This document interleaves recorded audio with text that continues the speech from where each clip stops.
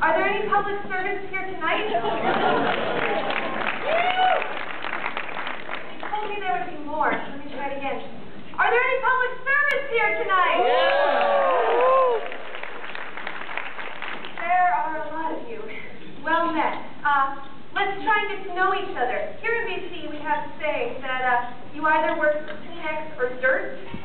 So Kleenex is children, families, health, education, touchy-feely. Dirt is environment, forest, water, land, cutting, digging. So if you are in Kleenex, make some noise! Kleenex at the house. And if you are in dirt, let me hear you. What's my dirt at? And if you're in finance, you can clap now. Well, I have all of you beat because I have worked in 11 ministries in 4 years. Oh my God. Oh, wow. That's a record. I don't know anyone who's worked in more ministries in less time than me. So tonight I'm going to share with you my true stories. But like you said, because they're true stories, and I don't know who's in the room tonight, can I get your help here? Who's hot? Yes, there's no one else. Oh, no, you can stay right there. You're going to help me. I'm going to say I was working at the ministry of, and I'm going to point to you, and you come up with a ministry. Just say Silly Walks work. It could be a real one like transportation, or it could be a silly, or, okay, so let's try it. I was working with the ministry of forest. Okay, and then no one knows, right? Okay. So the first thing my mother told me was that you have to dress for the job you want, not the job you have. So when I started working for government, I went right out and bought my first pair of high heel shoes. Went right out and bought a pair of $8 pumps from Value Village. Well, she said to dress for the job you wanted.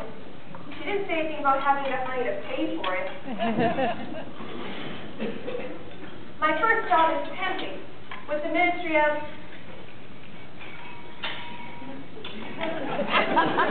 Odd Silences.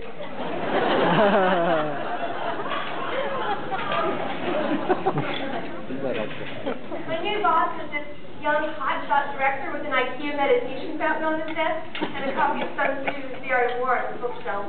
I've only been working there for like 2 days when he calls me into his office. And I'm running a little bit late, so I'm in a bit of a rush. And I pull the door open of the glass door at the same time as I pull my foot through it, totally bang my foot. But I don't want to look like an idiot. So I pretend I didn't just cripple myself. And hobble over to his assistant's desk, where I look down and realize that my foot is now a pool of blood. Excuse me, do you have a Band-Aid? So she leans over her desk and nearly faints at the sight of my now bulging foot and calls for first aid. First aid comes and patches me up and tells me, "You need stitches." And I'm like, "No, I'm late for a meeting."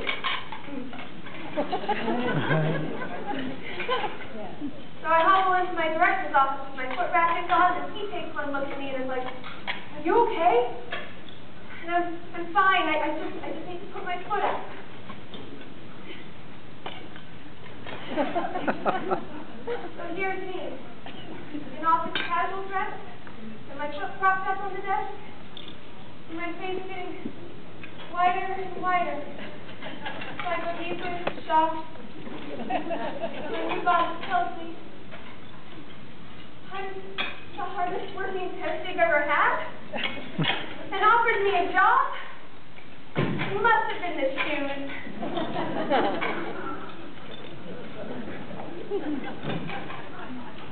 The next day, when I'm feeling better, my boss calls me back into the office.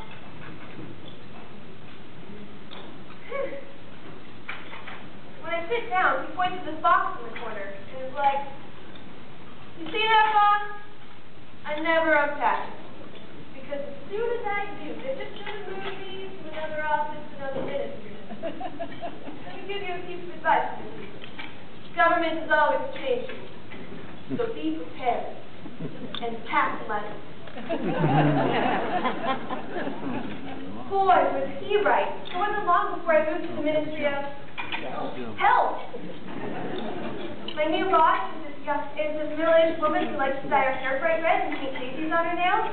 She shows me around the office. And over here is where we keep the TPS reports for the JOSH committee. That's the joint committee between MOE, ILD, and CSSG. And here's where we keep the PTA forms from CSA. Just stop 57. And, oh, and EPDPs are due, so make sure you rinse your tongue and chin. Oh. You're going to have to learn some acronyms. Acronyms! The secret language of public service. You know that in DC there is actually a wiki with 782 regularly used acronyms in circulation in the public service. That means that there's someone whose whole job it is. Okay, probably a whole office of people. Whose only job is to maintain this Rosetta Stone of government. Let's get on the same page here. I just want to make sure that we're speaking the same language. Because we are going to have to hit the ground running to really hit it out of the park this time. So let's set up a call to touch base, and if we have to, we can throw it over the fence. But I think we're in the ballpark here.